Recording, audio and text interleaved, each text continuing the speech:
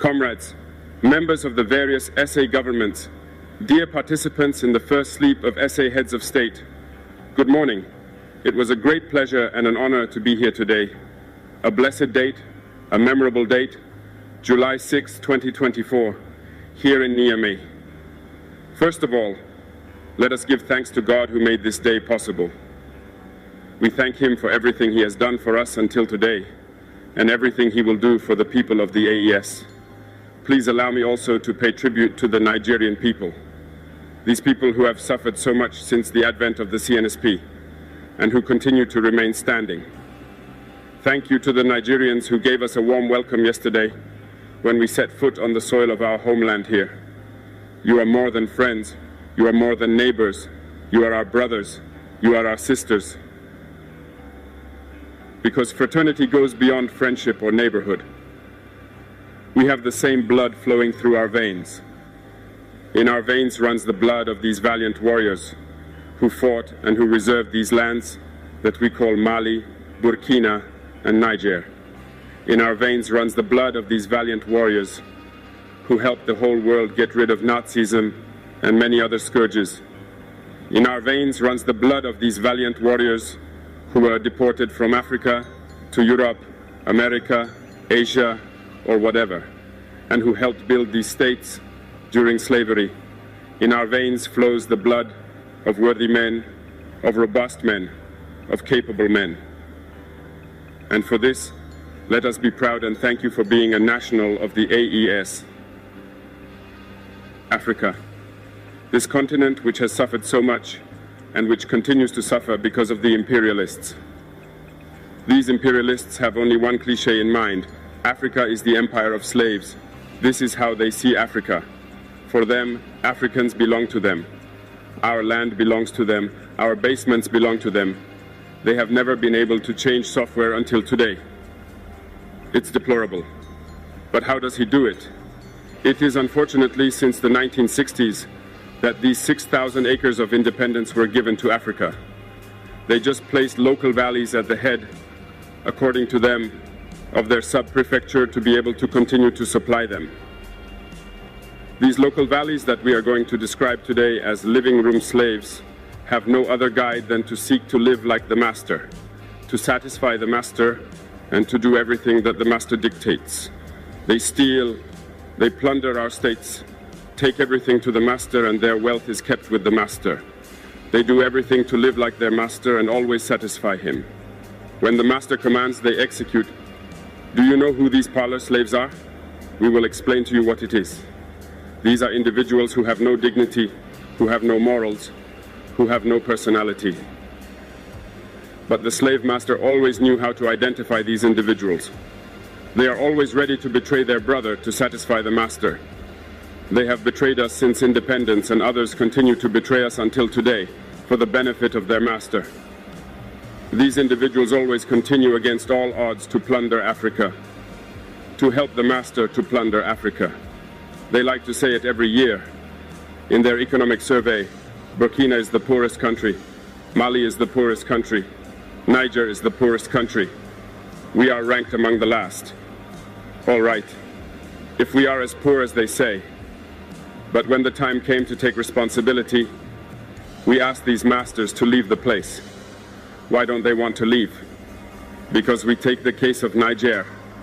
For more than 40 years, certain countries have exploited uranium to produce energy at home. From Ottawa to Paris, the streets are illuminated. It's light. But in Niger, it's darkness. Security that served us. When you go to our states, our soils are drilled all over to search for precious metals such as gold. But often, there is not even the slightest accessible road to reach areas where they exploit some basic social services. This is why we decided to revolt and take the destiny of our countries into our own hands. There are many other examples, but when we decided this, we were approached by some parlor slaves to give us their master's message, because they had created this sort of polymer chain that sticks up at the head of our states to serve them. And we have come to break the chain, and it's inconceivable for them. They therefore approached us and asked us to join the ranks to form part of the elite who must lead Africa because they have a trained and formatted elite who must follow, who are embedded in this chain. We refused to join their ranks, and from then on, hostilities began. They have led several mercenaries, trainers, and agents into our areas who have descended into the Sahel to hope to carry out barbaric, cowardly attacks against our populations, to hope to revolt them. In addition to these attacks on the ground, communicational attacks, manipulation, disinformation, etc., are full in their souls. But the people of the Sahel have understood, and we will never be able to manipulate them again. They know where they come from, they know what they are doing, and they know where they are going. We are not going to allow this anymore. People are awake, and people are fighting today, not for ourselves, but for generations to come. And thank you all for the fight that is being fought. It never makes us cry. We are not going to tremble. We will face. We will fight for real independence, for our freedom. Because to scare the people of the AES, these individuals only have three terms in their mouths: democracy, freedom, human rights. Of course, their local values are only elected in a democratic process, free and transparent to, according to them, their values. What could be more normal that people want to impose this on us because they are the ones who make the rules, all right? We decided to take responsibility for ourselves.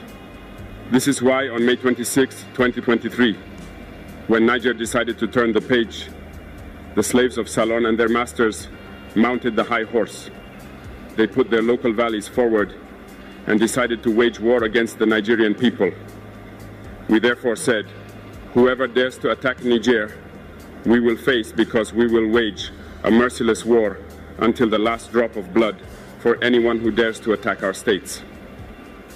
This word, this decision that we had yesterday, is relevant today and will be relevant tomorrow and forever. Thus, the AES was born on September 16, 2023, in a mutual defense architecture.